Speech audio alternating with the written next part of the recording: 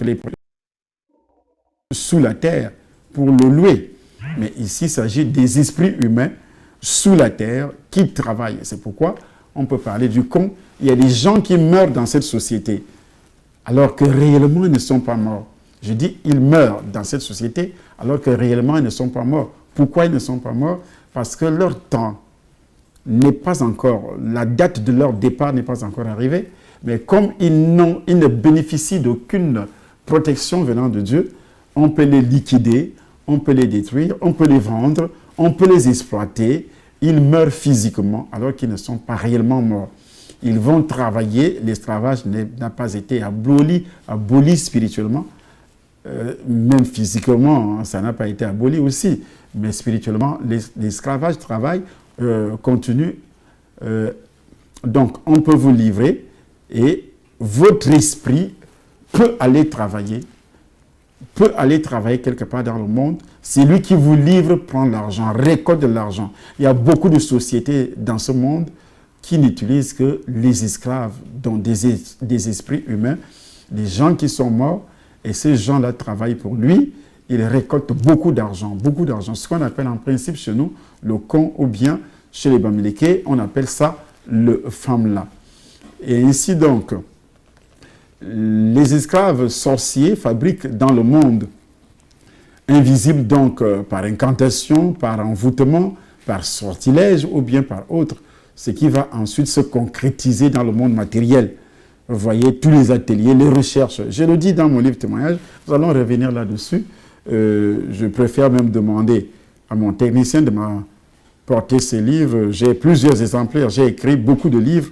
Le livre témoignage en dit long d'abord, comme je viens de le dire.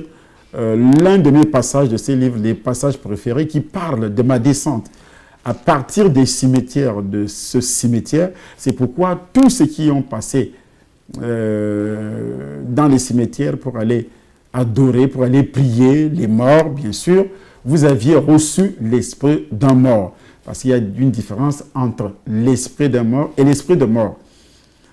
L'esprit d'un mort et l'esprit de mort. Donc, tous ceux qui ont été conduits dans les cimetières, sachez que, ou bien pour des pratiques, pour avoir, soi-disant, lavé ton corps parce que tu avais la malchance, soi-disant te soigner parce que tu avais des problèmes de santé, soi-disant régler tes problèmes financiers ou bien des problèmes de mariage, on t'a entraîné, un prêtre exorciste ou bien un féticheur, un marabout, un sataniste t'avait amené au cimetière. Il y a beaucoup de femmes également qu'on amène au cimetière. On parvient à coucher avec ces femmes dans les cimetières. Il y a aussi beaucoup de personnes aujourd'hui qui fréquentent des boîtes de nuit. Vous aviez déjà rencontré l'esprit humain sans le savoir dans une boîte de nuit.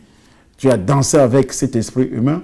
Et tu as eu même des rapports sexuels avec cet esprit humain. Ce qui se passe généralement dans les rêves.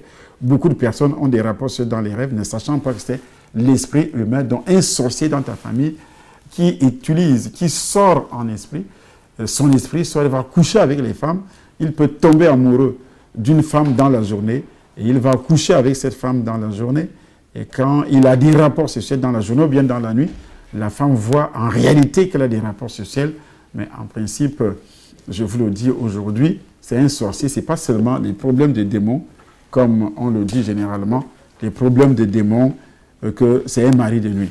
Il y a des gens qui ont des rapports sexuels avec des esprits humains, pas des maris de nuit qui sont des démons, et ils continuent à penser que c'est un mari de nuit.